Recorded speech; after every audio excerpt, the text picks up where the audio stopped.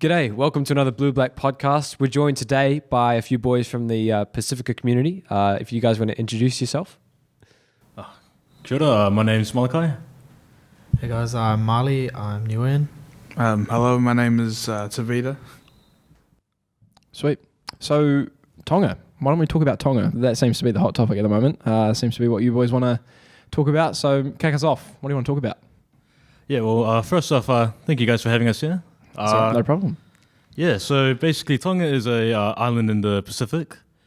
It consists of 170 different islands, and the approximate population is around 100,000. So in comparison, that's like a little less than a quarter of the population here in Christchurch. Yeah. Something cool about Tonga is that it's the last standing monarchy in the Pacific Islands. And so for those who don't know what a monarchy is, it's basically where the country is ruled by a king and a queen. Yeah. So is the monarchy in Tonga similar to other monarchies around the world, or is it different somehow? Yes and no. So there are some similarities, but if you were to compare it to the Queen of Britain, Yeah. I would say that the monarchy or the king and queen of Tonga have a bit more power in divvying out certain laws and stuff like that. Right. Yeah. Yeah. Another fact is Tonga was never colonized. Yeah. We have had a treaty of friendship with the United Kingdom once, where they basically looked after the international affairs of Tonga, but we have never been robbed of our sovereignty. Do you know Right. why Tonga was actually never colonized? Why wouldn't it be colonized? I guess we're built different, eh? Yeah. Unlike those other countries. Well said, well said. So I guess if you boys wanted to go on, talk about what's been happening in Tonga at the moment. Oh, yeah. So basically what's been going on is on the 15th of January, the volcano of Yeah. Hunga Tonga Hunga Ha'apai erupted. And so that sent a giant plume of ash into the air. Yeah. And that basically triggered a giant tsunami, which destroyed all of the surrounding islands in Tonga. Far out. Yeah. Yeah. You mentioned that this eruption was different to other eruptions around the world. Why was that?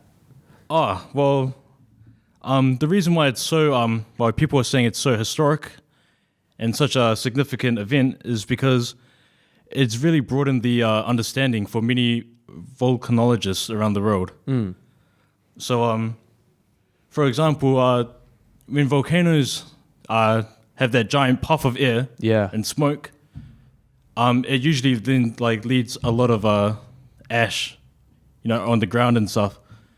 So they were surprised when the volcano of Hunga Tonga Hunga Ha'apai, it was a very big explosion, and the smoke went very high up in the air, yet there was very little ash, Right. which is very odd for them. So they've come out and said that essentially there is a lot that we do not know about volcanic eruptions. Right. Right. So it's been pretty mind-changing, Yeah. mind-boggling. Yeah. Did Tonga prepare for the eruption? Did they know about it or predict it was going to happen? Or Well, there have been little eruptions Yeah. throughout the years, but I feel like you can never really be too prepared No, that's right. You for can't. such a big calamity. So what was the impact on Tonga after this eruption and because of the tsunami? On Tonga's islands, the effects were devastating. The volcano eruption and tsunami waves wreaked havoc across Tonga's 170 islands, affecting 85,000 people, or nearly 85% of the population. Roads, the powers and water sectors of the islands, and ports and harbours were all damaged due to the tsunami and ashfall from the volcano. The combined impact of the volcano eruption and tsunami waves also destroyed or damaged over 600 buildings and greatly impacted agriculture, animals and fisheries. those were the impacts. So it's been pretty devastating so far. So you boys are putting together sort of like a mufti day to raise some money for Tonga. What are the details? So on Friday, April 14th, we have a fundraiser at school. A mufti day with a gold coin donation fundraising will be held. So please wear red and white to show your support for Tonga. Sweet. Yeah. Is there currently like a cleanup happening at Tonga? Like how are they mending the things that were destroyed?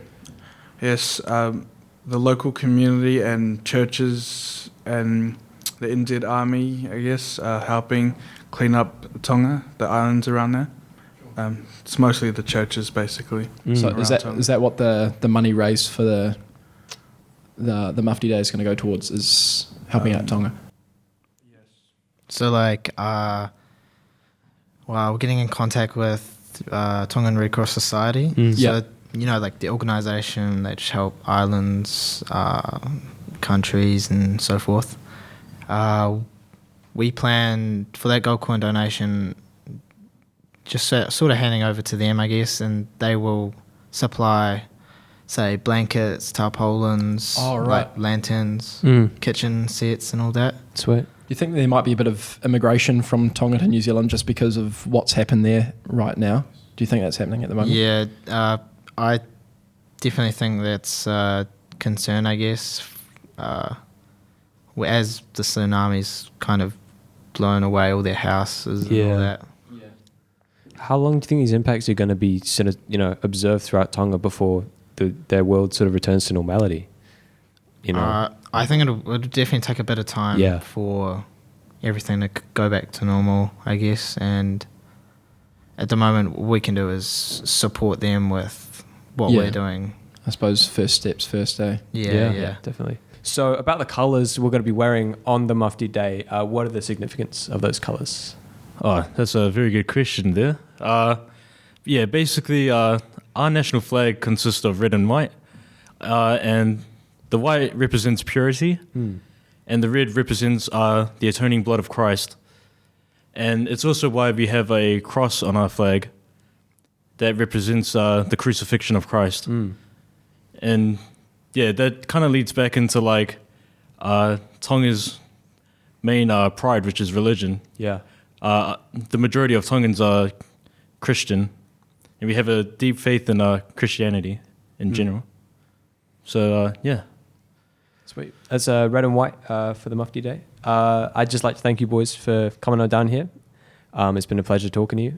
One of my best friends in primary, he was a Tongan boy. His name was Isaac, and he was the nicest kid. And I asked him all the time, why are you so nice? Like one evening, he invited me over to his house for dinner, and they were literally having a whole pig on a spit, and he just was willing to just give me everything. And I asked him, why are you so nice? And he literally just replied, I'm Tongan. That's what he said. I'm Tongan. That's it. So it's kind of it's kind of cool. And it's always he was one of my best friends, and it always stuck with me how kind he was. So it's kind of cool to hear about that religious aspect of Tonga. Yeah. Well, that is the correct answer. It's been great having you boys on the podcast. Awesome. They appreciate it. Yeah. Cheers, boys. Ka kite. Awesome. Quick, yeah.